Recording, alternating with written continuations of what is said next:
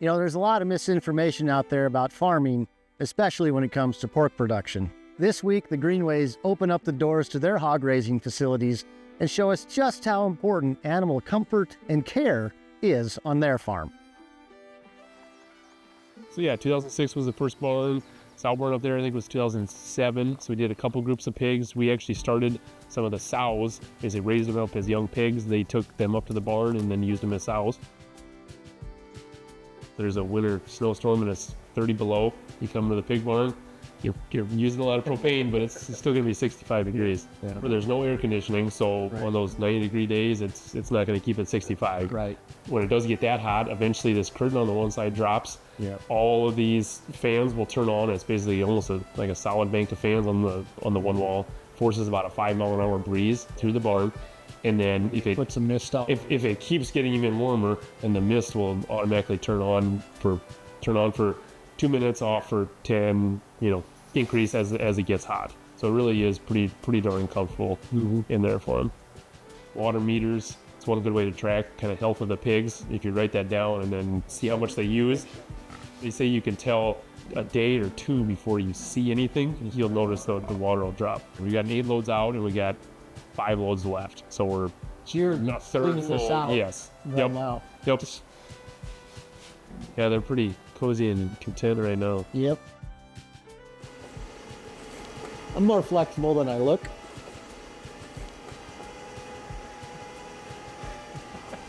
You made it. But I was gonna ask Brent, do they always have feed in front of them, or is that measured? They do? Yes. Yep. And this is their water. That's probably not their primary source of water. So the feeders actually have. Oh, they have water. They have 4 nipples in there. A lot of the times we'll drop this one of those down. Will these mist, or those aren't? No. Misters are up there. Yeah. So they'll drink out of there, especially during the summer if it gets hot, which it was here this last week. So we'll drop those down just as an extra water source. Sure. We've already taken some out of here, but if the pens are pretty full, we just want to make sure they can get as much water as they absolutely need. So we'll drop an extra one just so there's another spot to drink. So yeah, they can go up to the feeders. There's 4 different nipples in there where they can get water out of. This feed line is actually running here right now. So you can see the feed lines, so automatic feed lines.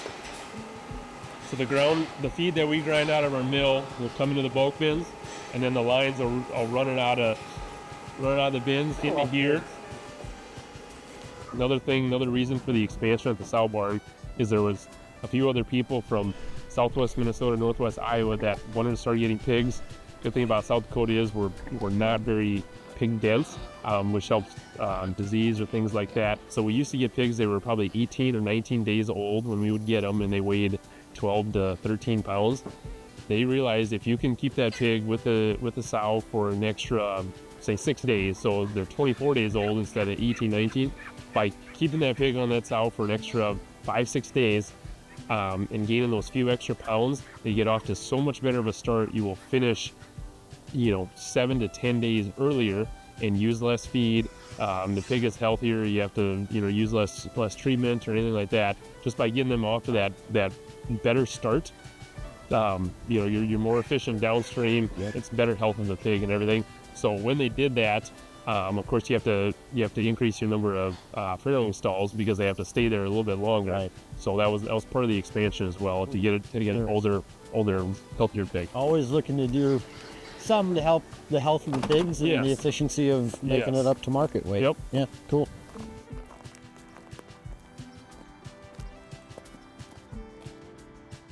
It comes down to management. We have a great manager at our barn here, and managing the employees, managing the sows, grouping them similar ages. You don't and then don't introduce a new one. Correct. That way you want to move them together so everybody's new to the same pen, and pigs are like that in our barn too. You don't want to take one pig out of this pen and move them to another one because it's a new pig and it smells different. And I don't think people realize that. I mean, you introduce 2 new pigs to each other and they will fight to the death sometimes. Yes. Not always, but it's really a thing. They can be. I mean, it's territorial. They develop their pecking order. After a while, they understand. Okay, and they'll leave each other alone. But they become vicious. Yep, that is some of the some of the downfalls of having the open pen gestation is, fighting. That looks bad, but they've done a number of different studies where, the sow had an option where she could actually, so in this study, a sow had an option, so she could go in a crate and the gate would shut, but as soon as she backed up, the gate would open.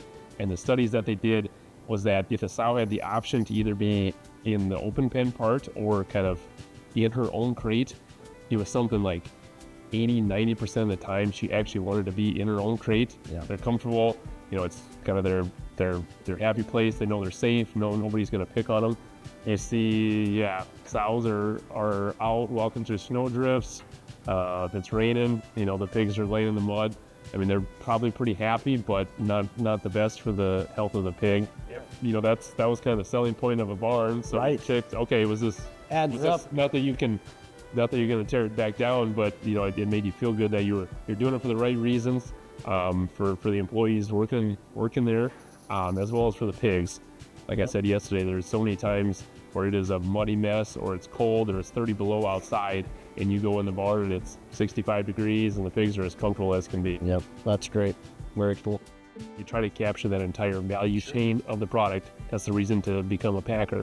Now in Mitchell here, and I wonder if my parents have anything, but so Homegrown Farms now has its own label. It was being sold under Hormel for a little while because it was an old Hormel plant, but Homegrown Farms label is now in County Fair and Colborn's grocery stores in Mitchell. So we can sell pigs here, to our packing plant, and we can see Homegrown Farms product that very well could be our pigs here in a few weeks' time. That's awesome. So it's really cool to see that whole cycle. To see that entire cycle. Mm-hmm. So that's really awesome.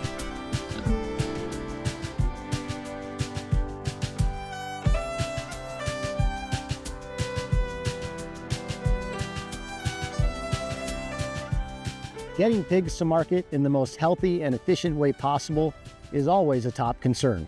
Coming up, Brent talks us through just how precise the feeding operation is at each stage of the animal's life and how they provide top-notch nutrition to achieve maximum animal performance.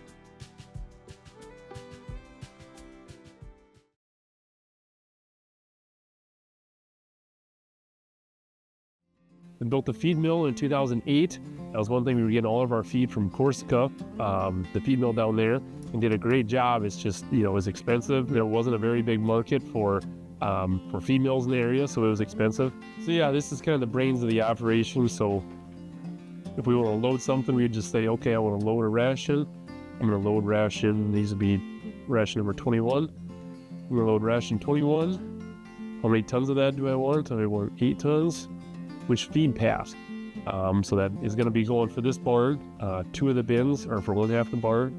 The other 2 bins are for the other half. So the first 3 rations that we get, it's a very small amount. I want to say the first one is, I think it's maybe a half a pound per pig that's in there.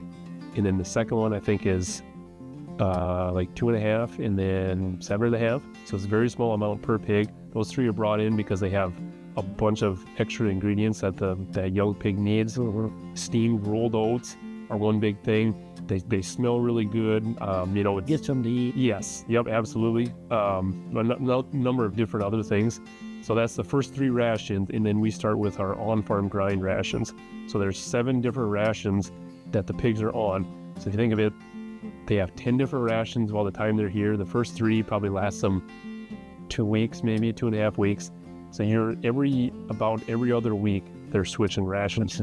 So in the 24, 25 weeks the pigs are here, we're gonna have 10 different rations that are specifically suited for the size of the pig. This ration number 10 is gonna be a 27 to 60 pound pig, 60 to 80 on up, and then 230 to market. And then to market weight is 280 or? Yeah, they actually prefer probably 285 to 295. 95 is maybe close, they're a little bit heavy, but yep, they have bumped the weights up a little bit. All of the corn that we grind is ours. Like I said, is that all stored here too? Not all here. So that bin was But not on your farm. Yes, yeah. Most of it on a really good year, or if we carry too much over and don't sell our extra in time, Then we'll have to store some in the elevator or sell some that way. So our rations that we'll put in so many pounds of corn per ton, so many pounds of soybean meal per ton, so many distiller soybean meal, cracked, rolled, extruded. They pull the oil out of it. That's, especially nowadays, that's kind of the real value of the soybean is starting to be more the oil and the soybean meal. Originally it was just a byproduct and kind of a wasted thing you were trying to get somebody to pay just to take away. And now the meal itself is, the oil itself is a very sought after product. Kind of general breakdown. So corn comes in the auger. You'll see there's like a hopper cone bin up here. Corn runs in there. That was one of that bigger hopper up there. That was one thing I cut out, made. So corn goes in there, it gets metered out. There's an auger here that weighs. It knows how many turns equals how many pounds. But augers the corn out, goes through here. So each one of these sets, behind each of these doors. So this is a triple roller. So they're, 16 inches wide, about 8-9 inches diameter. So it's two long, kind of rolling pin looking things they're all serrated. Yep. Roll together, crack the corn, break it up. It cracks it and then grinds it finer. Yep. So 3 rollers, making sure it's an even particle size. Auger's carrying it away, so the corn's grinding, it's carrying away. So this is soybean meal here.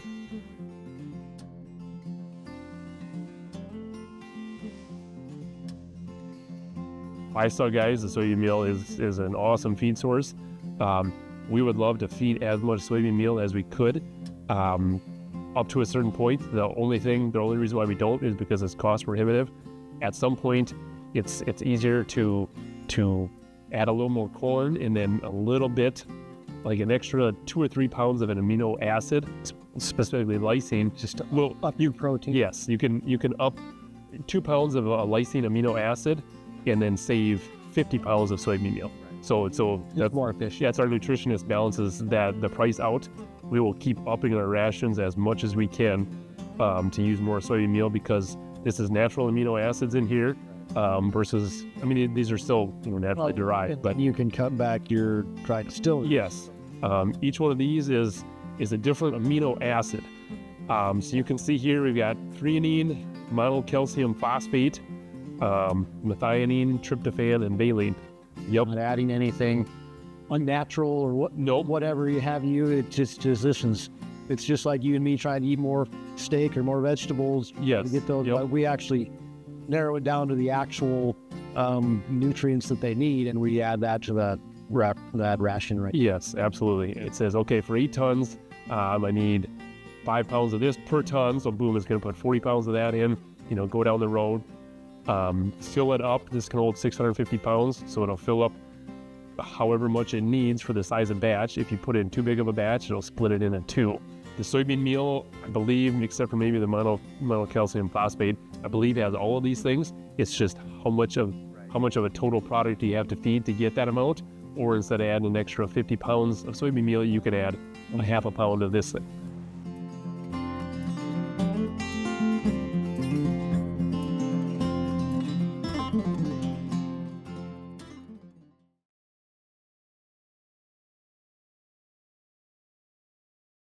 Many producers diversify their operations, and the Greenways are no different. Raising cattle and actively managing the nutrient cycle from crops to pork production allows Brent and his family's operation to produce more while using less resources. Let's take a look at how.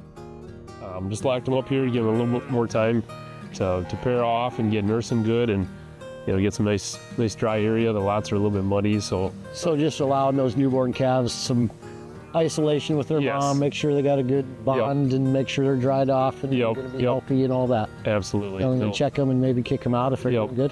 Yep, they'll follow the cow wherever she goes. So she goes and finds the wettest spot, they're probably going to lay down next to her. So just kind of give them the chance to lay in a dry spot for a little bit. Well, let's check on them.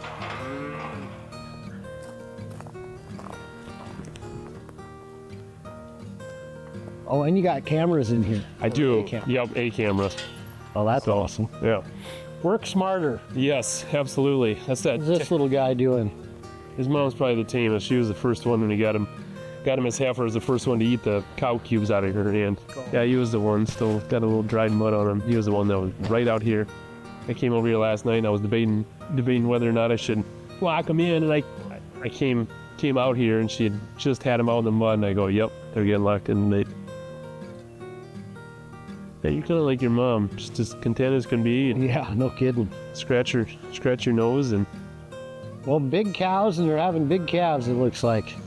this is the one I was watching last night. Pulled it up on my phone, and I seen she had a couple of feet out and still had the water bag.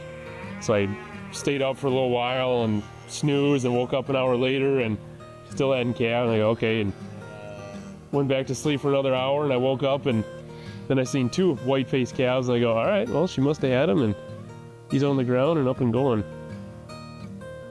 Looks good. Yeah, he does. Should we feed some cows? Alrighty.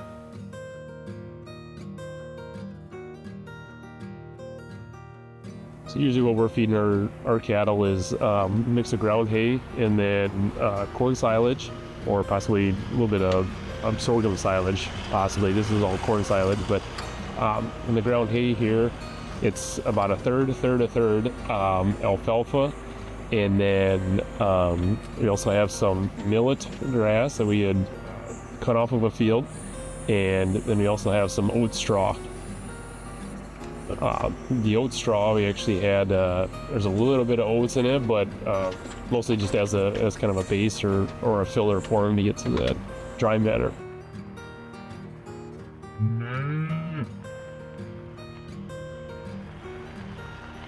One thing we try to do every year is we rely a lot on the specialists that we work with, whether it be an agronomist on the crop side, or swine veterinarians, or cattle vets, and then we know what the cows need, whether they be in their final stages of gestation or they're calving or shortly after they're calving. Of course, they'd always like to be fed more, but you want to make sure they have enough, but at the same time, you don't want to be overfeeding them as well.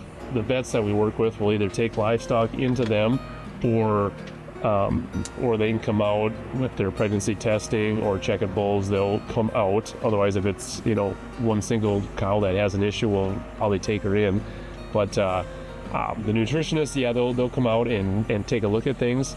Especially when we wean the calves and have them as feeder calves, they'll come out and take a look, and we'll get the weight of the calves, and that way they know what exactly they need, and those rations are balanced.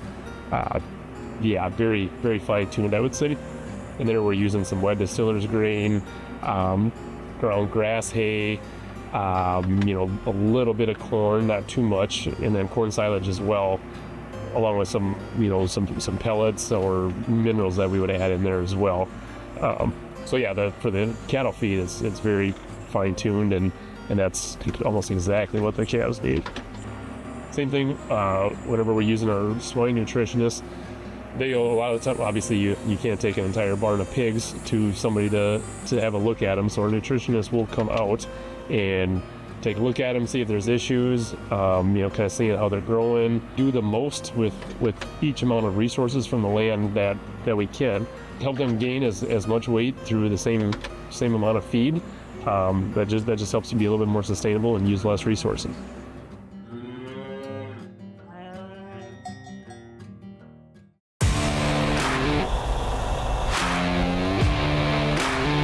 Yes.